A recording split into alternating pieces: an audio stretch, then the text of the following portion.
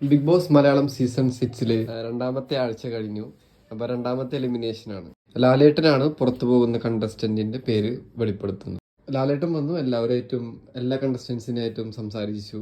അപ്പൊ ലാലേട്ടൻ വന്ന് ചോദിച്ച കാര്യങ്ങൾ മെയിനായിട്ട് ചോദിച്ചത് പവർ ഫെയിലിയർ, പവർ റൂം തങ്ങളുടെ പവർ എങ്ങനെ യൂട്ടിലൈസ് ചെയ്തു, അല്ലെങ്കിൽ അവർ ഇപ്രാവശ്യം അവരുടെ പവർ ശരിയായി യൂട്ടിലൈസ് ചെയ്തോ എന്നാണ് എല്ലാ കണ്ടസ്റ്റൻസിൻ്റെയും അടുത്ത് ചോദിച്ചത്. എന്നാൽ പവർ ടീം അവരുടെ പവർ ശരിയായി ഇത്തവണ യൂട്ടിലൈസ് ചെയ്തിട്ടില്ല. ഇത്തവണ പവർ ടീം തികച്ചും പരാജയമായിരുന്നു, മോശം പ്രകടനമായിരുന്നു. അതുപോലെ അവരുടെ മിസ്റ്റേക്സ് എല്ലാം ചൂണ്ടിക്കാണിച്ചുകൊണ്ടാണ് മറ്റ് കണ്ടസ്റ്റൻസ് എല്ലാം ഇതിനോട് പ്രതികരിച്ചത്. അതായത് ഇത്തവണ പവർ ഫെയിലിയർ തന്നെ ആയിരുന്നു എന്നാണ് എല്ലാ കണ്ടസ്റ്റൻസും അഭിപ്രായപ്പെട്ടത്. പവർ റൂം ടീമിലെ മെമ്പേഴ്സ് തമ്മിലുള്ള കോർഡിനേഷൻ ഇല്ലായ്മ, അതും എല്ലാവരും ചൂണ്ടിക്കാണിച്ചു. പിന്നീട് അടുത്തായി വന്ന വിഷയം ഗബ്രിയുടെയും ജാസ്മിൻ്റെയും വിഷയമായിരുന്നു. അവർ തമ്മിലുള്ള ഗെയിം. ഗബ്രിയും ജാസ്മിനും ഒരുമിച്ചാണോ ഗെയിം കളിക്കുന്നതെന്ന് ലാലേട്ടൻ ചോദിച്ചു. ബാക്കി എല്ലാ കണ്ടസ്റ്റൻസിനും ഇതേ ചോദ്യം തന്നെയായിരുന്നു ഉണ്ടായിരുന്നത്. അവർ പരസ്പരം സപ്പോർട്ട് ചെയ്താണ് ഗെയിം കളിക്കുന്നത്. പക്ഷെ ബാക്കി ഒരു കണ്ടസ്റ്റൻസിനായിട്ടും ഒരു കണക്ഷനും ഇല്ല, അല്ലെങ്കിൽ ഒരു സപ്പോർട്ടും ഇല്ല. അവർ വേറെ തന്നെ ആയിട്ടിരിക്കുകയാണ് എന്നാണ് എല്ലാ കണ്ടസ്റ്റൻസും ഒരുപോലെ അഭിപ്രായപ്പെട്ടത്. ലാലേട്ടൻ അത് പ്രത്യേകം എടുത്ത് ചോദിക്കുക തന്നെ ചെയ്തു. എന്നാൽ ബാക്കിയുള്ള കണ്ടസ്റ്റൻസ് എല്ലാം ഇതിനെ നെഗറ്റീവായിട്ടാണ് നോക്കിക്കാണുന്നത്. ഞങ്ങൾ തമ്മിൽ ഭയങ്കര ഫ്രണ്ട്ഷിപ്പാണ്, ഭയങ്കര ഒരു ബോണ്ടാണ് ഞങ്ങൾ തമ്മിലുള്ളത്, ഞങ്ങൾ രണ്ടുപേരും സെപ്പറേറ്റ് ആയിട്ട് തന്നെയാണ് ഗെയിം കളിക്കുന്നത് എന്നുള്ള രീതിയിലാണ് ജാസ്മിനും ഗബ്രിയെയും ഇതിനുള്ള മറുപടി കൊടുത്തത്. അപ്പൊ ഇതിനൊക്കെ മുന്നേ തന്നെ ബിഗ് ബോസിനോട് ലാലേട്ടൻ ചോദിക്കുകയുണ്ടായി. ജാസ്മിന്റെ വിഷയമാണ് പ്രത്യേകിച്ച് ചോദിച്ചത്. ജാസ്മിൻ്റെ ഫാദറുമായിട്ട് ഫോണിൽ സംസാരിക്കാൻ ഇടയുണ്ടായി.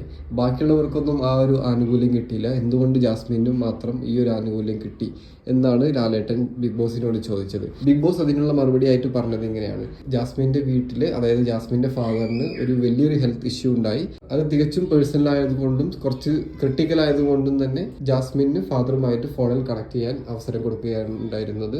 എന്നാൽ ആ ഒരു ഫോൺ കോൾ ബിഗ് ബോസ് നിരീക്ഷിക്കുന്നുണ്ടായിരുന്നു. അവർ തമ്മിലുള്ള ഹെൽത്ത് ഇഷ്യൂസ് അല്ലാതെ വേറൊന്നും അതിൽ സംസാരിച്ചിട്ടില്ല എന്നാണ് ബിഗ് ബോസ് പറയുന്നത്. ബാക്കിയുള്ള കണ്ടസ്റ്റൻസിനോ അതിനേക്കാളുപരി നമ്മൾ പ്രേക്ഷകർക്കോ ഈവൻ ലാലേട്ടൻ തന്നെ ആ മറുപടി വളരെ വിശ്വസനീയമായിട്ട് തോന്നിയിട്ടില്ല. എനിക്കും ഒട്ടും വിശ്വസനീയമായിട്ട് തോന്നുന്നില്ല. എന്നാലും ബിഗ് ബോസിന്റെ ഭാഗത്തു നിന്നുണ്ടായ മറുപടി ഇതായിരുന്നു. അതും കഴിഞ്ഞ് പിന്നീട് സംഭവിച്ചത് എലിമിനേഷനാണ്. നോമിനേഷൻ ലിസ്റ്റിൽപ്പെട്ട കണ്ടസ്റ്റൻസിലെ ഒരാളെ ഇന്ന് പുറത്താണ്. പിന്നീട് സംഭവിച്ചത് എലിമിനേഷനാണ്.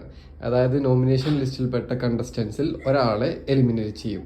നോമിനേഷൻ ലിസ്റ്റിൽപ്പെട്ട എല്ലാ കണ്ടസ്റ്റൻസിനോടും എഴുന്നേറ്റ് നിൽക്കാൻ മോഹൻലാൽ ആദ്യം ആവശ്യപ്പെട്ടു. അതിനുശേഷം ഈ ആഴ്ച നോമിനേഷൻ ലിസ്റ്റിൽപ്പെട്ട 3 ആൾക്കാരെ എഴുന്നേറ്റ് നിൽപ്പിച്ചു. അത് ഋഷിയും റസ്മിനും അതേപോലെ നിഷാനയുമായിരുന്നു. അപ്പോൾ ഈ 3 കണ്ടസ്റ്റൻസിൽ ഒരാളായിരിക്കും പുറത്തു പോകുക എന്ന് ലാലേട്ടൻ പറഞ്ഞു. പുറത്തു പോകുന്ന കണ്ടസ്റ്റന്റിന്റെ പേര് എഴുതിയ കാർഡ് ലാലേട്ടൻ എടുത്തു കാണിച്ചു. നിഷാനയായിരുന്നു ഈ ആഴ്ച എലിമിനേറ്റ് ആയ കണ്ടസ്റ്റന്റ്.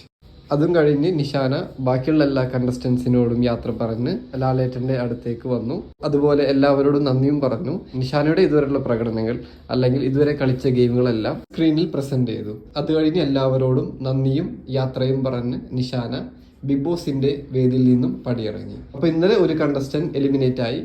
നാളെ ഒരു കണ്ടസ്റ്റന്റ് കൂടെ എലിമിനേറ്റ് ആകാം എന്ന് ലാലേട്ടൻ ഒരു സൂചന തന്നിട്ടുണ്ട്. അപ്പോൾ മിക്കവാറും ഇന്ന് ഞായറാഴ്ച ഒരു കണ്ടസ്റ്റന്റ് കൂടെ എലിമിനേറ്റ് ആയേക്കാം.